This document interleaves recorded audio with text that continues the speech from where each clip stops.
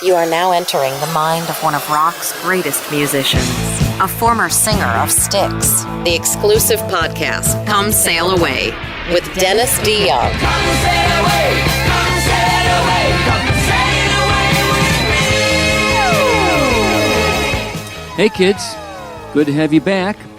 Today I want to talk to you about the myriad, and I mean myriad, of bands that Styx supported or special guests. Really, what it was in those days was you were the warm-up act or the opening act. We've played with so many different bands over the years before we actually became what you would call headline status. You know, the big cats up there with the big lights and their own PA and doing what the heck they wanted. But that didn't really happen to us on a consistent basis till middle to late 1977. But by 1978, for the most part, we were that headlining band. And that continued really from the end of 77, 8, 9, 80, 81, 82, and 83. It was great. Had a great time. But I'm going to try to recall some of the memories from some of these bands we played, and some of the people that I'm going to name. You're going to just go, wah? Because that's what I thought when we were doing it. Okay, so let's see. I made a list here, and I'm sure I'm leaving out a bunch because we backed up so many bands. We were always the bridesmaids, never the bride. So anyway, let's start at the top. Are you ready for this? Stevie Wonder. Huh? Yeah. Johnny Winter. ZZ Top. Journey before Steve Perry. Aerosmith. Bob Seger. Peter Frampton during the Frampton Comes Alive hysteria. Kiss. David Bowie, which I think I've talked about. Genesis with Peter Gabriel. Frank Zappa. You ready? Are you sitting? Bebop Deluxe. Who? Bebop Deluxe. That's what I said. Straubs, yeah. Bachman Turner Overdrive. REO before Kevin Cronin, when a guy named Murphy, and they were like kind of a boogie band in those days. Queen, Kansas, Boston, Robin Trower. Roxy Music, Doobie Brothers, Joe Cocker, Rush. Black Oak, Arkansas, Brownsville Station. That's off the top of my head. I guess if I went back and really looked, which I'm way too lazy to do, these are some of the things. Let me just tell you about Stevie Wonder. I know, right? So we were like, it was like, I want to say 73, 74. We were still in the height of the glam period for us. And we got put on a show down in Normal, Illinois, which is a university town here in Illinois. And we went down there and played with Stevie. Now, I don't think anybody in the Wonder organization, nor the audience, could have been prepared for what we were going to do. But we went down there and we looked around and we thought, this could be trouble. So here we come out in front of the audience, which was overwhelmingly an African-American audience. There were white kids in the audience, but overwhelming. And they weren't kids. A lot of these people were older people come to see the great Stevie Wonder. It was right around the time of Superstitious. So he was really a big thing, and the place was packed. So we're looking at each other, and we go out there, and here come the four white kids playing this kind of, proggy, mix of proggy and hard rock music. And we're up there, and we're playing, and the audience is sitting very nicely and politely through the whole thing, trying to figure out what we were doing there. Well, it got so bad that I did something I never did. I mean, ever since we became like an official rock and roll recording artist, I'd never go into the audience. But I came off the stage because I was so desperate, and I used to do this kind of like preachy rap thing that was almost like a Baptist minister. Can you imagine me doing this in front of this audience? Never did I think that would happen. So I'm out there, I'm running down, and I'm going from person to person with my microphone and saying, "Come on, let's go, let's go." What a mook. Anyway, that was the Stevie Wonder thing. We managed to survive it, and the audience was remarkably polite considering what we were doing. And I remember standing in the back of the arena and watching him do Superstitious, and it was awesome. Okay, another story. We were there the fateful night that Aerosmith in Philadelphia. We were backing up. We were the opening act, and we were just killer. We were ready. We were primed and ready to go. We were ready for the big time, and nobody in Philadelphia even knew who we were. I think it was the first time we ever played there. And we were just awesome. The crowd would, at the beginning, were like going, Aerosmith, Aerosmith, Boogie, which is everyone, they shouted this no matter who you were, and everyone would yell Boogie. Can you imagine? And so we went out, and Aerosmith, admittedly, as they've said, they were in the throes of a pretty big drug situation. And they came on stage, and they were either drunk or something. It was just not very good. People were booing and throwing things at them. And we were sitting behind. They didn't sell behind the stage at the Forum. No, wait a minute. Spectrum, at the Spectrum. We were sitting behind the stage, and that's the night that somebody threw the M80 on stage and injured Steven Tyler. We were there at the time when that happened. Okay, what else? Let's look. I remember a Seeger story. Great. Bob had kicked around in the Midwest for a really long time, and we were on an outdoor show. It was really hot, and we got to play in front of Seeger. So did a lot of other bands who really did not deserve it, because Seeger was great as a live performer. And I remember before we were getting going on, he had just came off in front of us, and he was sitting there.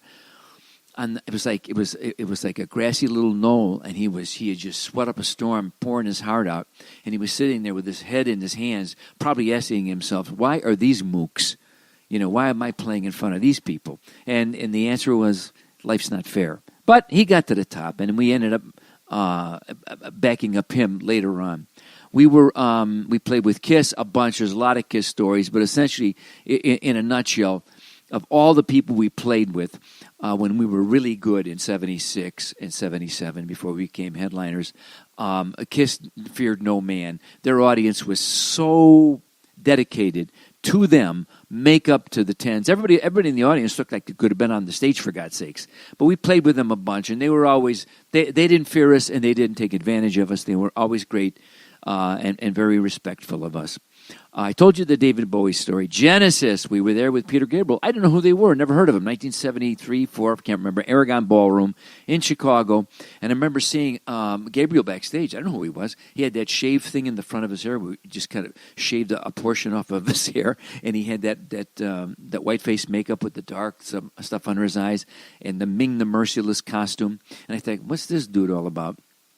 And I remember, wow, they had a big production. And I watched like the first 4 songs. I thought, hey, these guys are pretty good. I should maybe check them out. But I had a party to go to, and my wife and I took off and didn't watch the whole show. Frank Zappa. Here we go. Played with Frank Zappa at the Kiel Auditorium in St. Louis. Okay, and we were still, Tommy wasn't in the band yet, but we were just trying to break in down there in St. Louis. We'd played once before in front of Dr. John at the Ambassador Theater. Must have been the right place, could have been the wrong time. Anyway, what were we doing in front of Dr. John, I'll never know. But we're playing in front of Frank Zappa, which is a very select audience. Trust me on this. And we really kind of dug. We used to play Cheap Thrills on the cassette player in the car when we were driving around the country in the rent-a-cars. So we kind of dug Zappa for his own quirkiness. And so we're at Kiel, but apparently nobody told Frank that there was an opening act. And was he pissed? He was furious. So he decided this. This is Kiel. It holds like about 8,000 to 10,000 people, big place. So he decided that he had to keep us on the bill because the promoter had made the deal, but he only gave us 3 microphones. 3 microphones. A vocal mic for the 3 singers. None of the instruments got mic'd. Do you know what this sounds like? You can't even hear the band. It sounds like a roaring din that's occurring somewhere between Mars and Saturn. And so we played that whole show.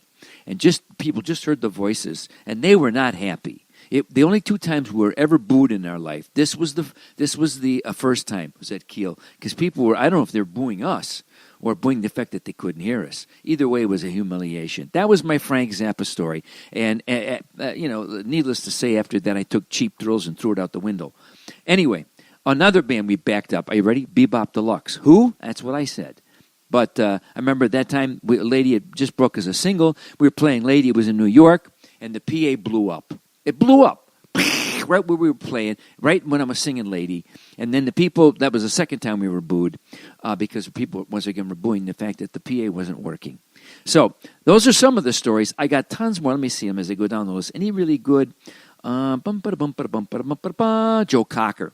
We played that Joe Cocker tour when he had...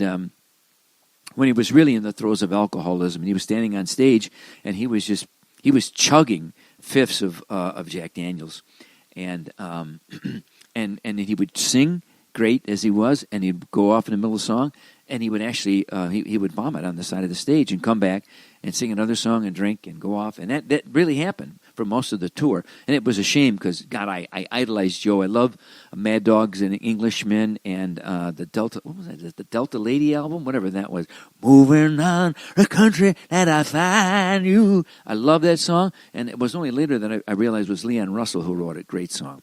Anyway, let's see what else we have. Oh, one last quick thing. But not all these situations were negative, but a lot of them really were. Like with Bachman Turner, we played in Chicago with them at the stadium, and we were hometown boys, and we were just breaking, like I said. We were ready to be the Bachman Turner, but they didn't know that. And the crowd went absolutely mental for us. It was our hometown. And when I was coming back off the stage, Randy Bachman rolled up a piece of paper and a little ball and threw it at me. It bounced off my shoulder. And I thought, but dude, really?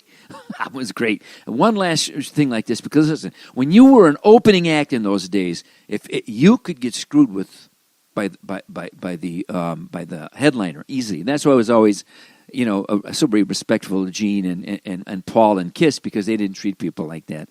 But we played once, the last story, we're playing in Michigan someplace, with Robin Trower, who was our manager's best friend. And we did the same thing to Robin Trower that we had done to Bachman Turner and a lot of bands. We were really good. We should have been a headliner, just nobody knew about us. And we had a certain amount of time, and don't you dare go over those times, you never do. Anyway, we were going over so good that on our encore, and we still had time left, they threw the house lights on us. They did. And it was, people were booing, and we kept playing, and we got off the stage. And that was one of the few times in my life, both JY and I went into the dressing room backstage, and we trashed it. I literally took a table that was filled with all kinds of bottles, because in those days there were no plastic bottles, and fruit, and I just flipped it, and it just crashed everywhere. I'm not proud of myself, but I must say, I was mighty angry. Anyway, these are a couple stories from the road. A lot of these guys were lovely to be around and play, but some were jerks. Hey, this is life, isn't it? That's what I think. Anyway, hope you enjoyed this story. I've got more to tell when I go through this at another time. I might come up with more. I know I have stories about every single one of these bands, but I told you the ones that just stick out in my mind. Anyway, cheers out there, kids. Hope the universe spins in your direction. Enlightening? Perhaps. Entertaining? Always. Thanks for listening to the podcast, Come Sail Away with Dennis DeYoung. Get the next new episode Friday morning at 7 a.m. on this website.